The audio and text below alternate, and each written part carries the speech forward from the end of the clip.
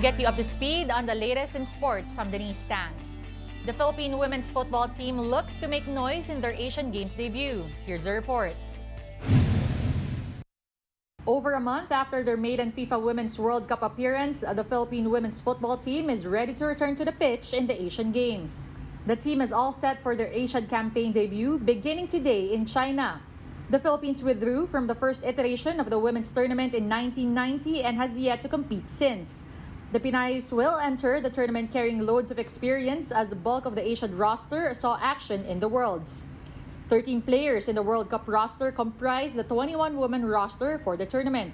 With this, right back Eva Madarang believes the team's chemistry will be an advantage for them.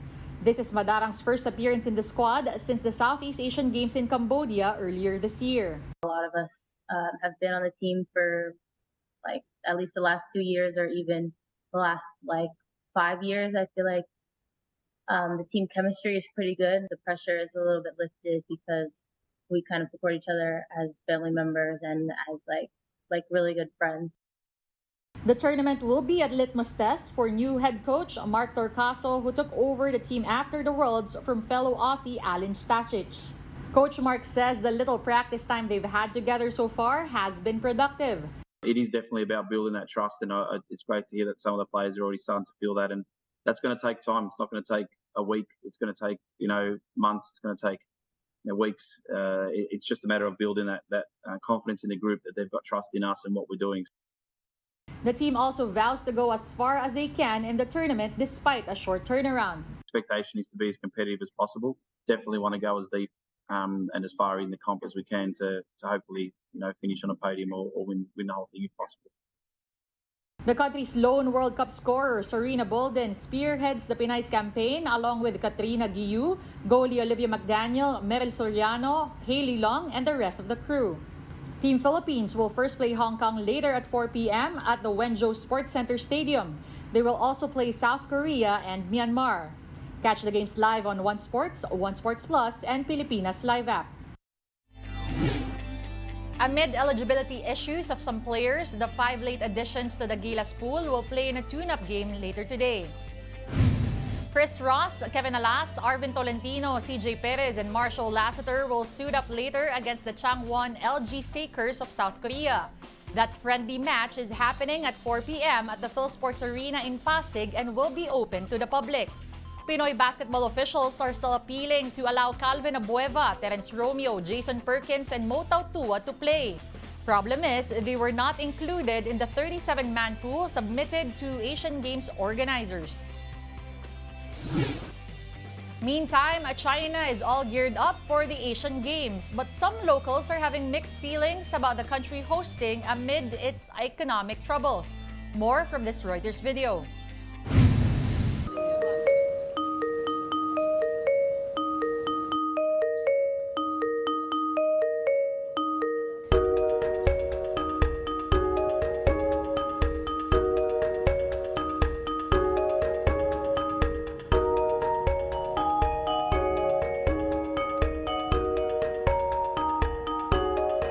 我认为，如果可以的话，其实亚运会它可以帮助提升经济。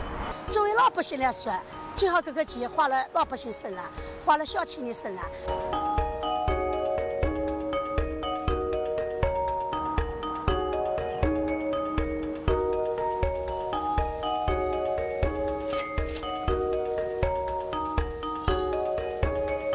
So the market is here.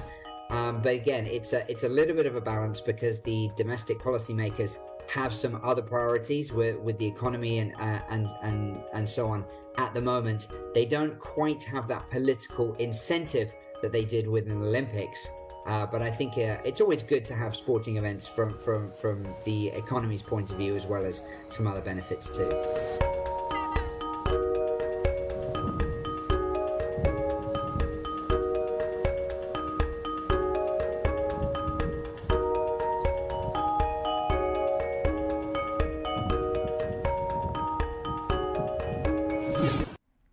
The Philippine men's volleyball team crashed out of medal contention in the Asian Games after losing to Japan.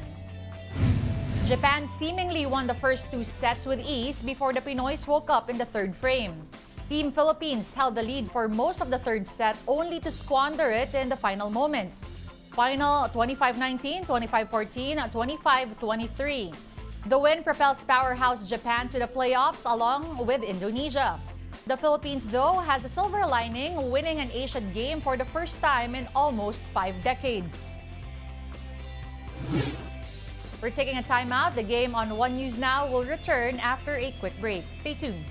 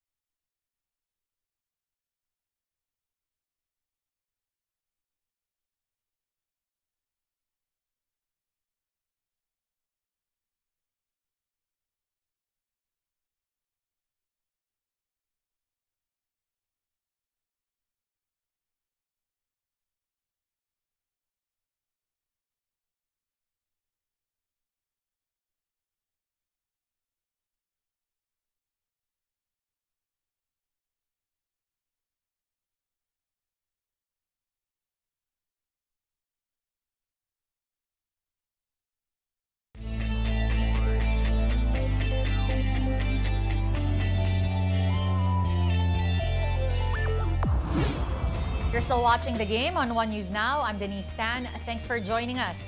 The Gilas women are ready to showcase their talents in their Asian Games return. After a training camp that included a series of friendly matches against top UAAP teams, the Pinays are flying into China with high hopes. This is the first time the women's team will play in the Asian Games since a 6th-place finish in 1998. Last week, the squad also had a rare chance of training with their male counterparts at the PhilSports Arena in Pasig. Gilas women had a few milestones this year, from the silver medal finish in the Southeast Asian Games to a historic 6th-place finish in the FIBA Women's Asia Cup. The team is in Group B with Kazakhstan, Hong Kong, and Japan. For the first time ever at the youth level in FIBA competitions, Gilas Youth defeated South Korea. The Philippines came out hot in the qualification for quarterfinals of the FIBA Under-16 Asian Championships. After a 10-point lead in the first quarter, the gap widened further to as many as 34 points. Korea never recovered as the Batang Gilas cruised to a 95-71 win. Prior to this game, the Philippines had lost all 9 previous encounters with the South Koreans at the under-18 and below level. The win propels Gilas Youth to the quarters against Japan later today. Meanwhile, in volleyball, the Akari Chargers have boosted their defense after signing De La Salle star libero Justine Hazareno. Coming off a UAAP title a few months ago, Hazareno now joins fellow Lasallian Fifi Sharma in Akari. Hazareno says she's excited with the new environment and thanked the team for the warm welcome. She also said it was tough for her to leave LaSalle with 2 playing years left. Hazareno joins a crowd of collegiate volleyballs who made the leap to the pro ranks despite still having a few years to spare for the UAAP. Get your fill of the latest in sports at onesports.ph. Meantime, the Newsday continues later at 4:30 p.m. I'll see you then. I'm Denise Tan. We are One News.